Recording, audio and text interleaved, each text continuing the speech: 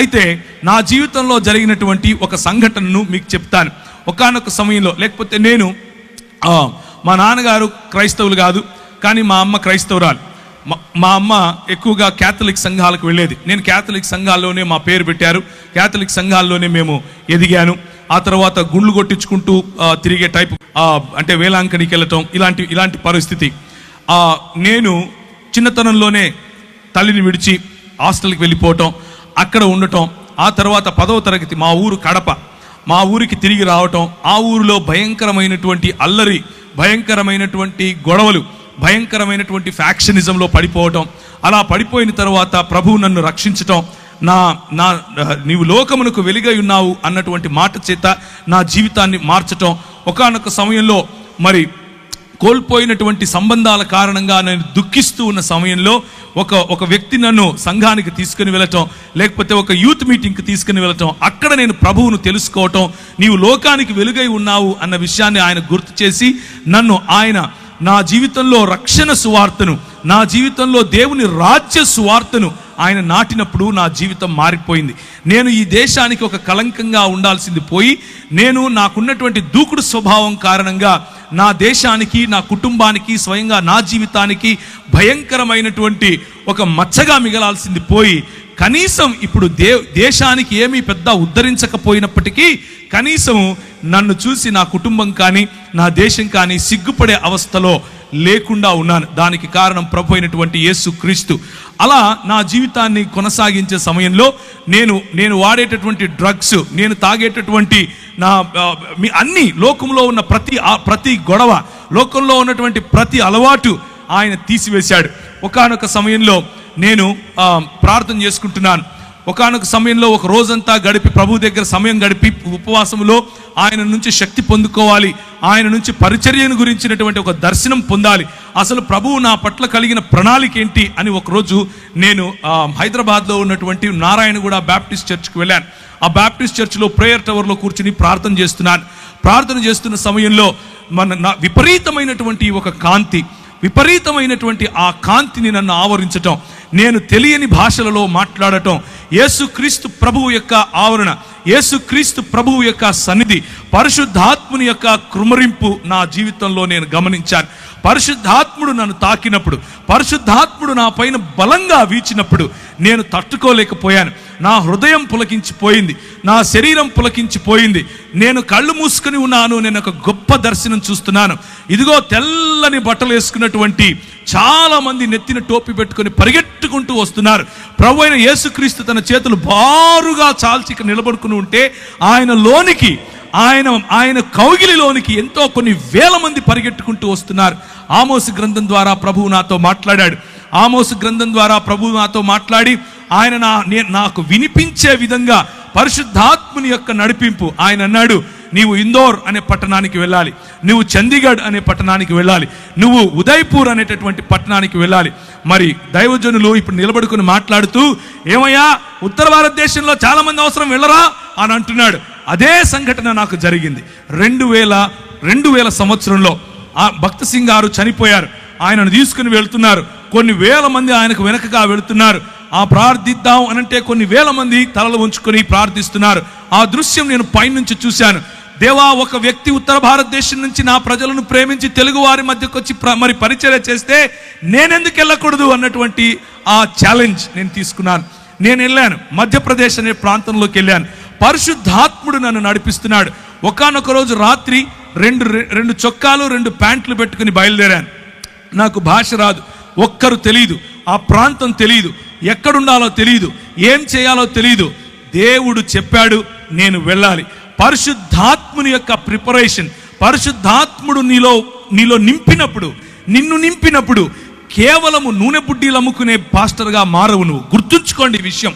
పరిశుద్ధాత్ముడు నిన్ను తాకినప్పుడు నువ్వు ఛాలెంజెస్ తీసుకుంటావు. ఇంతవరకు సహోదరుడు ఆజాద్ చెప్పినట్లుగా తన దేవుని ఎరిగిన వారు బలము కలిగి గొప్ప కార్యాలు చేస్తారు, గొప్ప కార్యాలు చేస్తారు. నీ సంఘం పక్కన ఇంకొకడు సంఘం పెట్టే కార్యాలు కావు, గొప్ప కార్యాలు చేస్తారు. ప్రభువు లేని చోట ప్రభువును ప్రకటించడానికి ముందుకొస్తారు. అది చీకటి, భయంకరమైనటువంటి చలి. ఉత్తర భారతదేశంలో మనం ఇక్కడ ఏదైతే ఊపుకుంటున్నామో ఈ సమయంలో అక్కడ చల్లగా ఉంటుంది. అంటే ఇప్పుడు వేడిగానే ఉంటుందిలేండి. నేను వెళ్ళింది డిసెంబర్ సమయం, డిసెంబరు, జనవరి, ఫిబ్రవరిలో భయంకరమైన చలి. ఆగస్టు నెలల్లో కూడా భయంకరమైనటువంటి వాతావరణం, వర్షం పడిన తర్వాత చలిగా ఉంటుంది. నేను వెళ్ళాను, నాకు తెలియదు అంత చలి ఉంటుందని. మామూలు చొక్కాలు వేసుకుని మామూలుగా వెళ్ళిపోయాను. నేను అక్కడికి వెళ్తే గడగడ వణికిపోతున్నాను. కిందికి దిగాను. రైల్వే స్టేషన్లో ప్లాట్ఫామ్ మీద 3 రాత్రులు గడిపాను. 3 రాత్రులు ప్రార్థన, ఉదయాన్నే లేయటం, వాక్య పరిచర్యకి వెళ్తాం, ప్రార్థన, ఉదయాన్నే లేయటం. ప్రభు నాకు చెప్తున్నాడు, ఫలానా టెంపో ఎక్కు, ఫలానా చోట దిగు, ఫలానా ఇంటికి వెళ్ళు, ఫలానా వాడితో మాట్లాడు. ఆయన చెప్పింది చెప్పినట్లుగా మరి ముందుకెళ్ళటానికి దేవుని పరిశుద్ధాత్మ యొక్క శక్తి, పరిశుద్ధాత్ముడు మనల్ని నింపినప్పుడు, పరిశుద్ధాత్ముడు మనలో ఛాలెంజ్, సవాలు విసిరినప్పుడు మనం తీసుకోగలగాలి. 2 చొక్కాలు 2 ప్యాంట్లతో వెళ్ళానని చెప్పాను. చేబులో నా దగ్గర 500 700 డబ్బులు ఉన్నాయి. ఆ రోజుల్లో 500 అంటే మహా అయితే కూడా ఒక 10 రోజులు మనం ఉండొచ్చు. ఈ రోజుల్లో 500 అంటే అర రోజే ఉంటాం, అది మీకు తెలిసిన విషయమే. అయితే నేను వెళ్ళాను. ఒకరోజు రాత్రి నా దగ్గర డబ్బులు కూడా అయిపోతున్నాయి. ప్రభువు రాత్రి నాకు ఒక దర్శనం చూపించాడు. ఒక ఇల్లు, దాని వెనక, దానిపైన జూలాగర్ అని రాసుంది. జూలాగర్ అంటే ఇంట్లో పిల్లలు పెట్టుకోవటానికి ఉండేటటువంటి ప్రదేశం. ఆ ఇల్లు నాకు కనిపించింది. లోపల ఒక రూమ్ చూపించాడు. ఒక చైరు, ఒక బల్ల, దాని మీద ఒక గ్లాసు, దాంట్లో అంటే చెంబు, దాంట్లో నీరు, ఒక కాట్ అంటే ఒక మంచం. ఆ మంచం మీద మంచి పరుపు, గల్లగా ఉండేటటువంటి ఒక బెడ్షీట్. ఇది నాకు కనిపించింది. రాత్రి ఆ దర్శనం చూశాను. ఉదయం పరిశుద్ధాత్ముడు నడిపిస్తున్నట్లుగా నడుస్తున్నాను. పరిశుద్ధాత్ముడు నాకు చెప్పినట్లుగా ఏ డైరెక్షన్లో, ఏ దిశగా నేను వెళ్ళాలో ఆ దిశగా వెళుతున్నాను. 2.5-3 కిలోమీటర్లు నడుస్తూ దేవుని పరిచర్య, వాక్యం. నాకు వచ్చి రాని హిందీ ఏం చేస్తాం, ఏదొస్తే అది మూగ సైగలు అనుకోండి, మాట్లాడుతూ ప్రజలకు చెప్పుకుంటూ వెళ్ళాను. ఒక చోట ప్రభు దిగమన్నాడు. దిగి చూస్తే ఎదురుగా అదే ఇల్లు కనిపిస్తోంది. దేవునికి స్తోత్రం కలుగును గాక. ఆ ఇంటికి వెళ్ళి తలుపు తట్టు అన్నాడు. నేను ఆ ఇంటికి వెళ్ళి తలుపు తట్టాను. అది జైన్లు ఉండేటటువంటి ఇండ్లు. అంటే ఆ ఇంట్లో వాళ్ళు జైన మతాన్ని వాళ్ళు అనుసరిస్తారు. ఆమె వచ్చి ఏం కావాలి అని అడిగింది, హిందీలో, తెలుగులో కాదు. నాకు ఏం లేదండి, రూమ్ కావాలి అని అడిగాను. అవునా అని పైనుంచి కిందికి చూసి, పైన ఒక రూమ్ ఉంది, చూసుకోపో అంది. పైకి వెళ్ళంగానే అదే మంచం, అదే గళ్ళగా ఉండే బెడ్షీట్, అదే చైరు, అదే టేబుల్, అదే చెంబు, నీళ్లు నింపబడినాయి. కిందికి వచ్చాను. అమ్మ నాకు సరిపోతుంది, నేను తీసుకుంటాను అన్నాను. డబ్బులు ఇవ్వండి. నా దగ్గర డబ్బులు లేవు అన్నాను. ఏం చేస్తారు మీరైతే? ఓరా బయటికి అంటారు. ఆమె అన్నది, ఎప్పుడు ఇస్తావు అంది. ఒక 10-15 రోజుల్లో ఇచ్చేస్తానమ్మా అన్నాను. మీరు ఒప్పుకుంటారా? ఏ ఊరు నీది అంది. హైదరాబాద్ నుంచి వచ్చానమ్మా అన్నాను. డబ్బులు ఉన్నాయా జేబులో తినడానికి అంది. లేవమ్మా అన్నాను. ఎదురుగా ఒక మెస్ ఉంది, దాంట్లోకి వెళ్ళి భోజనం చేయి, నా పేరు చెప్పు అంది. కడుపు నిండా భోజనం, ఉండటానికి స్థలం. ప్రభువు ఇచ్చిన మాటను, ప్రభువు ఇచ్చిన అభిషేకాన్ని మనము నమ్మి ఒక కాలు వేస్తే ఆయన మనల్ని ఎప్పటికీ కించపరచడు. 11 సంవత్సరాలు అదే ఊరిలో ఉన్నాను.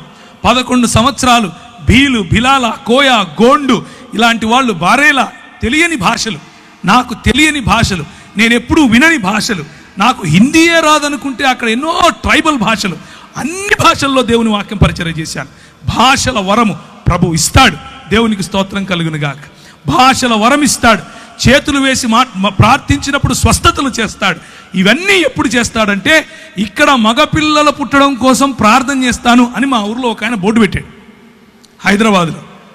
అట్లా బోర్డు పెట్టుకొని యేసు ప్రభువును అమ్ముకునే పరిచర్య కాదు, యేసు ప్రభువును నమ్ముకునే పరిచర్య. దేవునికి స్తోత్రం కలుగును గాక. యేసు క్రీస్తు రాజ్యమును ప్రకటించే పరిచర్య. నేను వెళ్ళాను. నాకు అప్పుడు కరెక్ట్గా ఇప్పుడు నాకు 21 సంవత్సరం. ఊరు తెలియదు, ఏం తెలీదు. అదే ఊరిలో 11 సంవత్సరాలు. నేను 2011లో తిరిగి హైదరాబాద్కు తిరిగి వచ్చాను. నేను వెళ్ళేటప్పుడు ఎడ్వర్డ్ అన్న నాకు తెలుసు, నేను వచ్చిన తర్వాత ఎడ్వర్డ్ అన్న నాకు తెలుసు. కానీ అక్కడ ఉన్న 11 సంవత్సరాలలో ప్రభువు నన్ను వాడుకున్నటువంటి పద్ధతి, అక్కడ ఉన్న 11 సంవత్సరాల్లో నా చదువును ఆశీర్వదించాడు.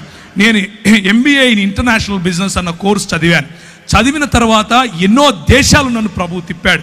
తిరిగిన అన్ని దేశాల్లో ప్రభు పరిచర్యలో వాడుకున్నాడు. అంత మాత్రమే కాదు, ఈ చెప్పిన తెగలు, ట్రైబల్ మధ్య ప్రభు వాడుకున్నాడు. అన్నిటికంటే ముఖ్యంగా నాకు చూపించిన దర్శనం, ముస్లిముల మధ్య నీతో వాడుకుంటాను అని చెప్పాడు. ముస్లిముల మధ్య వాడుకున్నాడు.